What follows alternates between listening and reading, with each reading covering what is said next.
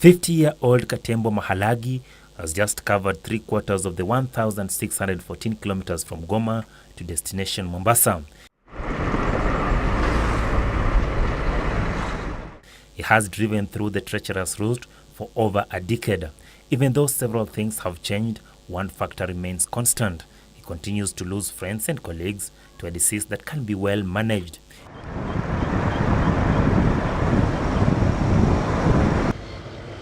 The losses can be attributed to the nature of work done by the long-distance truck drivers, which makes them susceptible to having multiple sexual partners.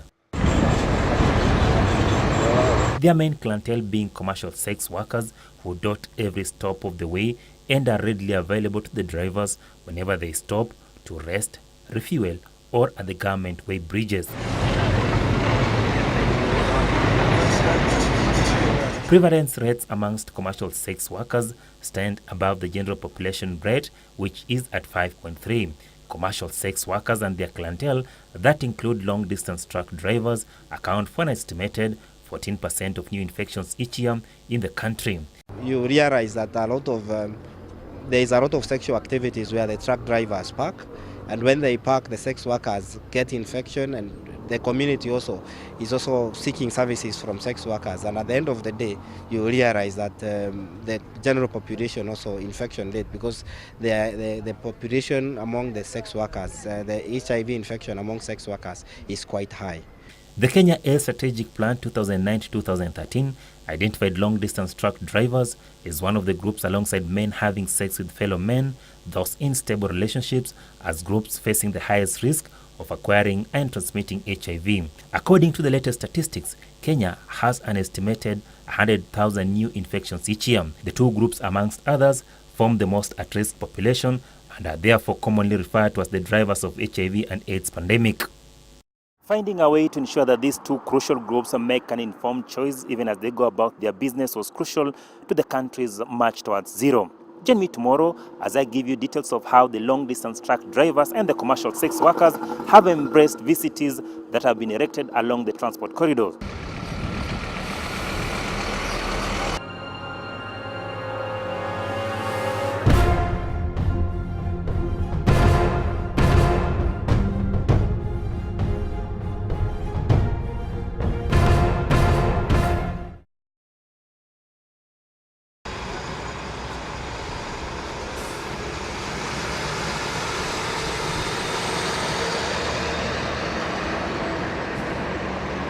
Mahalagi successfully parks his truck at Maimahiu Center before looking for a place to rest. He's been on the road close to 12 hours and 12 more awaits him before he reaches his destination at the port of Mombasa. Along the way, he'll have similar stopovers at Mlolongo and Makindu before wrapping up a 1,614 kilometers punishing drive from Goma. Along with his colleagues, they are met by a swarm of commercial sex workers keen to have a share of their hard-earned money after the long journey in return of sexual favors. But as most sex workers enroll in the illicit trade, one habit is taking root: HIV testing before retiring to their rooms for their nightly activities. If you are not able to control the infections, where the infections is quite high because of the mobility of the people coming in and out of the different truck stops, then you are likely to have the society within which the surrounding of the truck spots getting HIV infections. A habit that experts say will drastically reduce the spread of HIV virus among truck drivers, commercial sex workers, and other related groups. The centers that we have set up around the transport corridor have become very important intervention sites for not just the country Kenya, but also the neighboring countries, because infections are transported across the transport corridor, with truck drivers moving from one side of the country, for example from Mombasa to Burundi to Nairobi to Uganda. And when they have an infection, or when they get any infection along the transport corridor, they are likely to pass the infection wherever they stop and wherever they sleep.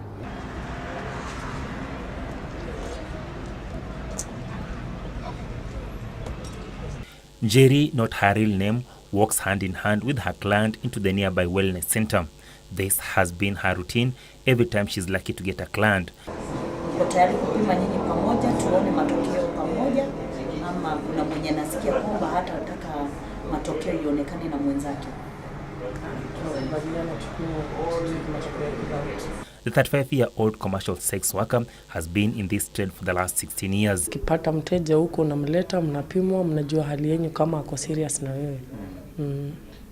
Her only worry has been that after testing, most male clients will want to have unprotected sex. Hataki kuvaa condom na hataki mrudi tena hapa mkuje mpimwe. Simulisha kuja.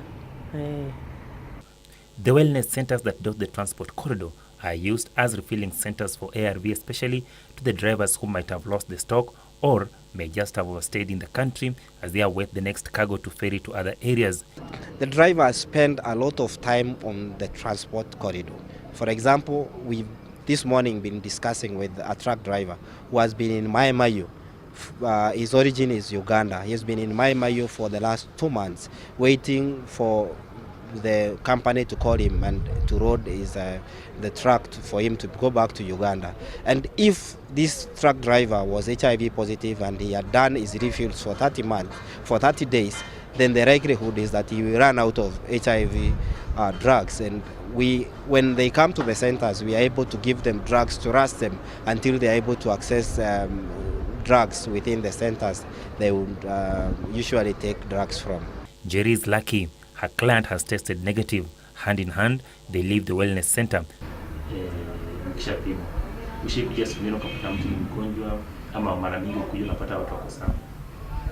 Nimekuja nikapata mmoja tu ndio mgonjwa. Wakati ulipata huyu mtu mgonjwa ulifanya nini? Niliacha.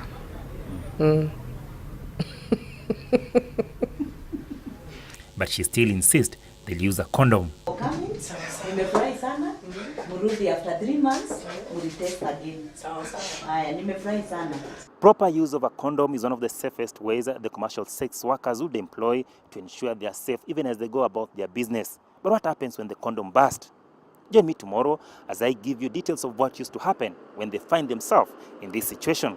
Achola Simon, reporting for Channel 1 News, Weekend.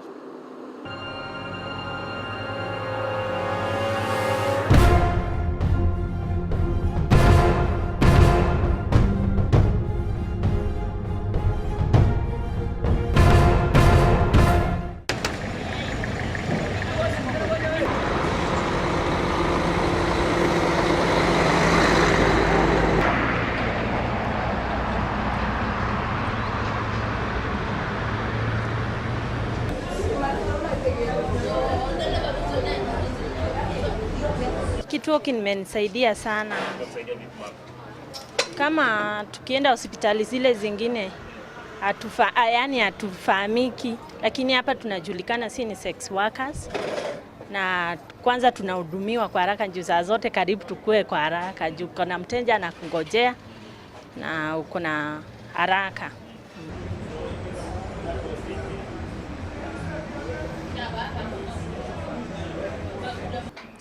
Si ati kama si ukimwi peke yake, magonjwa ni mingi.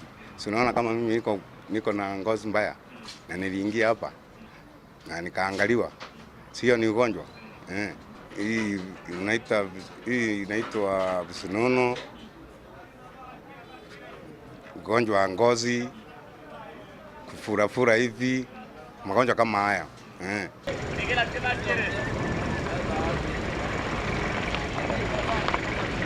Saa zingine unabastiwa na condom.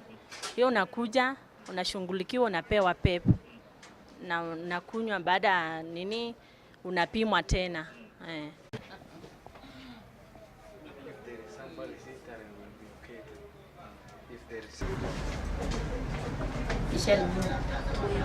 Hata tukua tuende hospitali juu zile zingine utapata community imejaa na utahudumiwa kwa haraka na unaogopa kusema ile ugonjwa uko nayo juu ni asiri. Ulikuwa hata unashindwa, hata wengine wanatuambia uosha na maji baridi uoge na tunafanya hivyo juu hata ukienda mbali hakuna venye utaenda kujiexpress venye iko. The danger of cleaning the private parts with clean water or salt is that when you clean with those things, you clear the flora which is inside the private part, so that when you clear it, infection can be introduced to you very quickly. Yeah. Wengine walikuwa na, kama mtu alikuwa mgonjwa unaambukizwa juu hujapata ile kinga za miti.